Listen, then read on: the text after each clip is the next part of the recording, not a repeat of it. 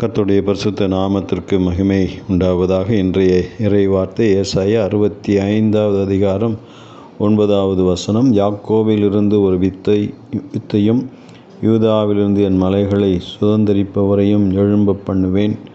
நான் தெரிந்து கொண்டவர்கள் அதை சுதந்தரித்து கொண்டு என் ஊழியக்காரர் அங்கே வாசம் பண்ணுவார்கள் என்று பார்க்கிறோம்.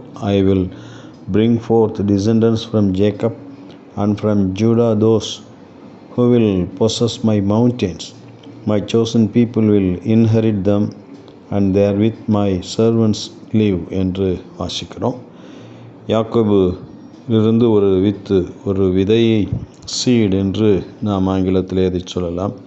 யாக்கோபிலிருந்து ஒரு நட்சத்திரம் உதிக்கும் என்று எண்ணாகமம் 24:17 ஒரு நட்சத்திரம் யாக்கோபிலிருந்து உதிக்கும் என்றும், ஏசாயா 11வது அதிகாரம் 1 வசனத்திலே ஈசா என்னும் அடிமரத்திலிருந்து ஒரு துளிர் தோன்றும் என்கின்ற தீர்க்கதரிசன வசனத்தை நினைவுபடுத்துகின்ற ஒரு வார்த்தையாக இதை நாம் வாசிக்கிறோம்.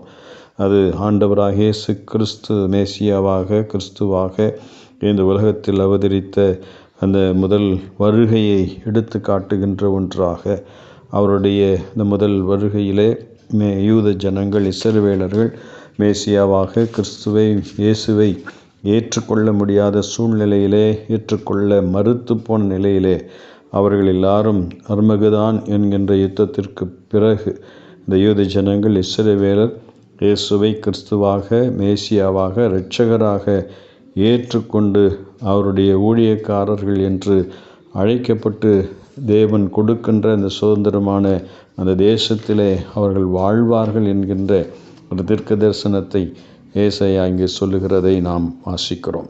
ஆகவே நமது வாழ்க்கையிலும் கர்த்தர் அருளுகின்ற சுதந்திரங்களை நாம் பெற்றுக்கொண்டு அவருடைய ஊழியக்காரர்கள் என்கின்ற மேன்மையை பெற்று நாமும் வாழ்வோம் என்கின்ற ஒன்றை இந்த வசனத்தின் வாயிலாக நாம் அறிந்து கொள்கிறோம்.